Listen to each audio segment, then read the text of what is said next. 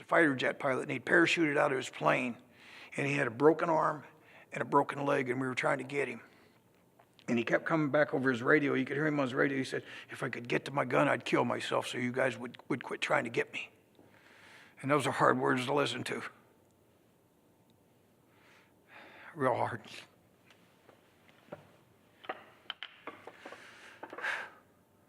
I'm done. I'm not talking anymore.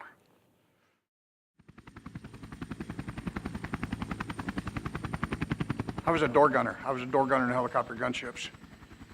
That was my primary mission, was to fly and everything. And what we would do is we'd take recon teams out and insert them, put them into a zone somewhere out in the middle of nowhere, put them in, and then go back several days later and pick them back up.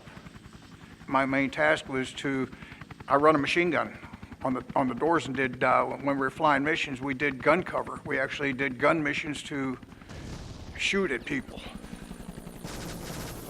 And we would orbit, when the transport helicopter went into the landing zone, we would orbit around them and give them gun cover and try to take the heat off of them.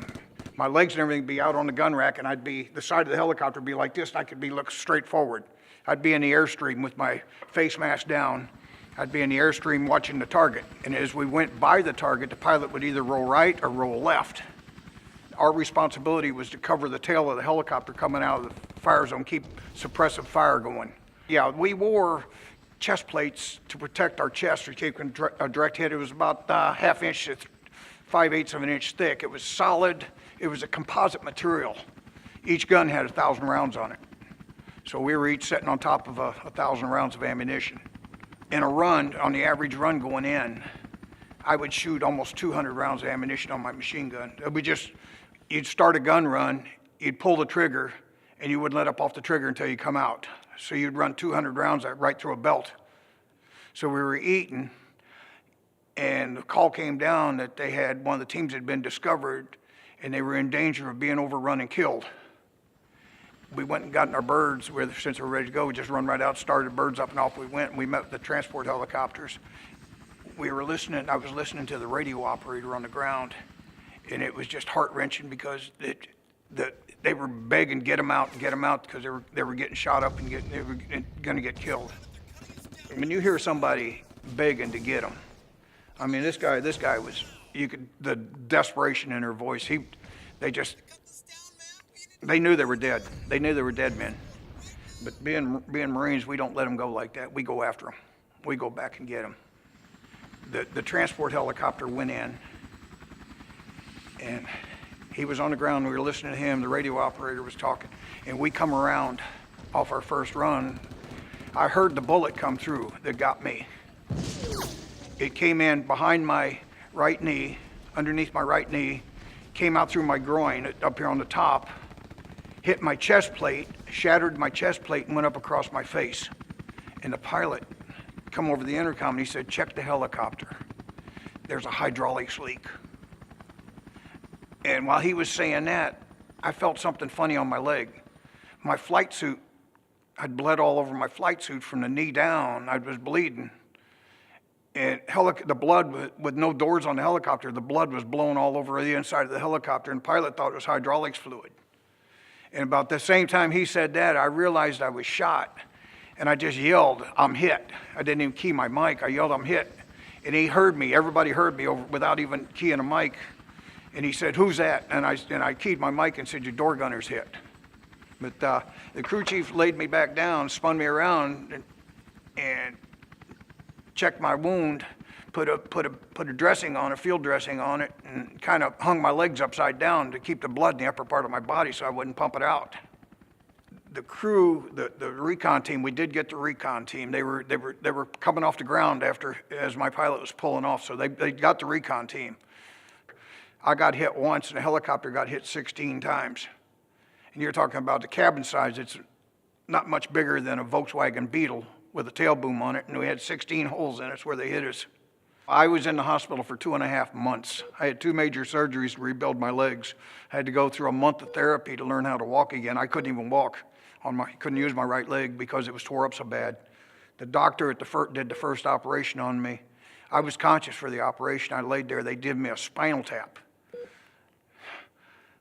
They gave me a spinal tap, and they kept me on Demerol. I was on Demerol for a month and a half, every 3 hours. But they gave me a spinal tap and cut a big chunk of my leg away. It was just all damaged. The bullet blew apart inside of me. Like I say, that was my 84th mission when I got shot. They medevaced me to Japan. When I got to Japan, I thought I was going home. They said, no, you don't have enough time in Vietnam, you're going back. So they sent me back to Vietnam. And I ended up doing 27 months in Vietnam, and I went back to flying again. I came back from Vietnam with terrible nightmares. I mean, I was there too long. But I came back, the first time I came back, I extended in Vietnam. I came back, and all the protesters were out there. And it's hard to come back from war and be called a baby killer and spit on. When I came back, I went back to Vietnam, and then I came back again, and I was out of the Marine Corps, and I tried to go to college, and I wasn't accepted on the college campuses. I didn't know what to do with myself, so I turned to alcohol. I had the nightmares. There was no place to go for help. So alcohol was a way to forget. I just mentally just couldn't accept it at the time. I said, why would God let something like this go on, all this death and destruction? I struggled with it for years. Absolutely struggled with it. Sometimes I felt like, well, I just don't want to live. I just don't feel like living anymore. My wife, God bless her soul, has put up with me through living hell, I guess you could call it.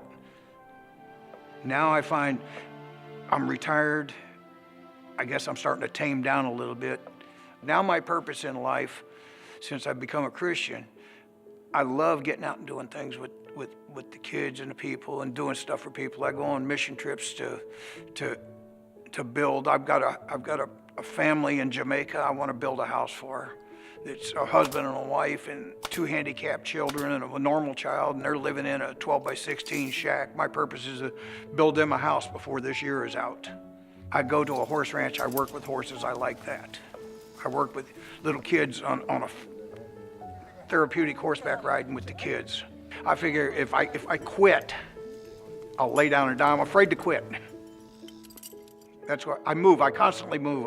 I shake and everything else. That's the PTSD working on me. I'm sitting here nervous right now. Just to go do stuff for people and I can't preach the Bible. I'm not that good at it. I think my actions speak as loud as getting out and preaching, being the person that God wants me to be. That's what I think I'm supposed to be.